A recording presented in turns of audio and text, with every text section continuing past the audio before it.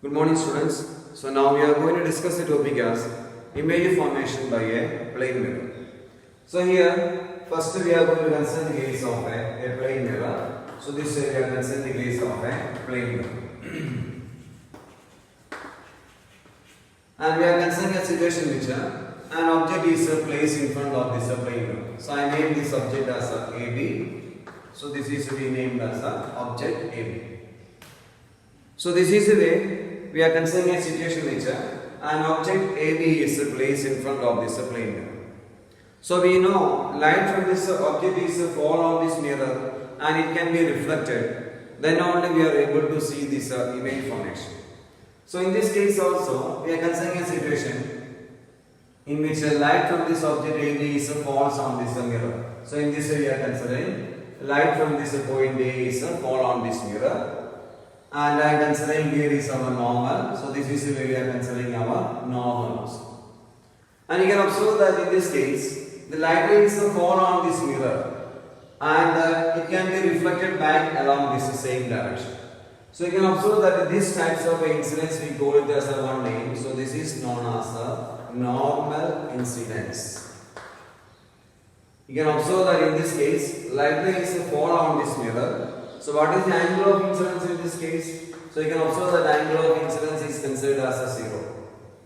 We know angle of incidence means it is the angle formed between the incident ray and the normal. So this is our incident ray and this one is our normal. So angle formed between the incident ray and the normal is considered as the angle of incidence and that is 0. So these types of incidents are known as a normal incidence. So remember, in the case of a normal incidence, angle of incidence is considered as a 0.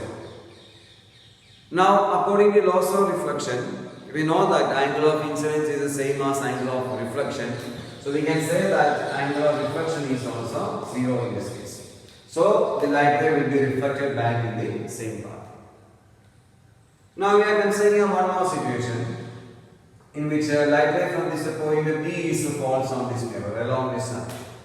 And here also you can see that this is our normal and light ray falls on this mirror along this direction. In this manner light ray falls on this mirror and we can say that this light ray also reflected back along this same line. So this is also we can consider the situation as a normal incidence. So angle of incidence is 0 and angle of reflection is also 0. Now we will consider one more light ray. So here we consider this is our reflected ray and this is also our reflected ray. Now we will consider one more situation as light ray is incident on this mirror along this direction. So you can observe that this is our angle of incidence because this is our incident ray and this is our normal. So this angle formed here is known as the angle of incidence, you can see that.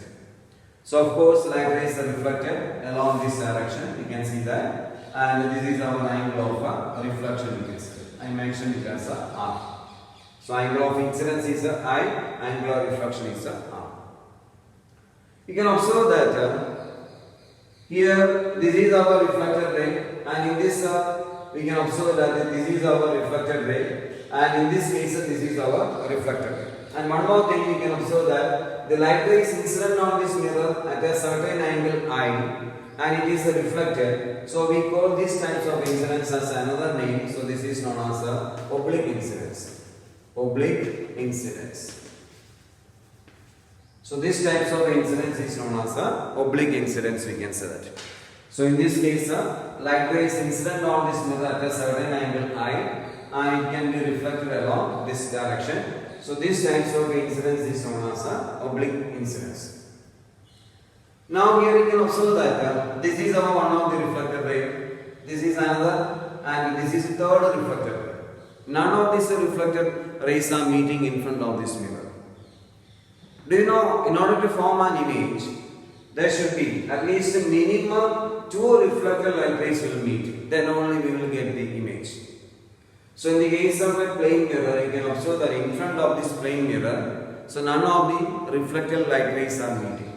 So we can extend this light ray behind this mirror. So in this manner. So you can observe that this reflected light rays we are extending behind this mirror and they are meeting at this point. I name this point as a corresponding A dash. That means A dash is the corresponding image formed for this position of this object A. Similarly, if you are considering any point of this object, the image is forming, corresponding image is forming here. Similarly, you can see that in the case of a B, you can observe that the image is forming at this point. I name this as a B dash. That means this is the way we can observe that the image is forming in the case of a plane mirror, we can say. So this image, this is the image formation in the case of a plane mirror, and we can call this image as a dash B dash. You can observe that in this image, A dash B dash is considered as the image formation in the case of a plane mirror. So you can observe that in this case, image is forming behind the mirror, inside the mirror. So these types of images we call it as one name. So this is known as a virtual image. Virtual image. That means this image cannot be obtained on a screen. The images which cannot be obtained on a screen is known as a virtual image. So in the case of a plane mirror, image formed is considered as a virtual image. And one more thing you can observe that the image is erect one. So same as in the case of the object. So another property is there. So we can discuss that is considered as a erect image. So this is the image formed is virtual and erect in the case of a plane mirror. Okay, thank you.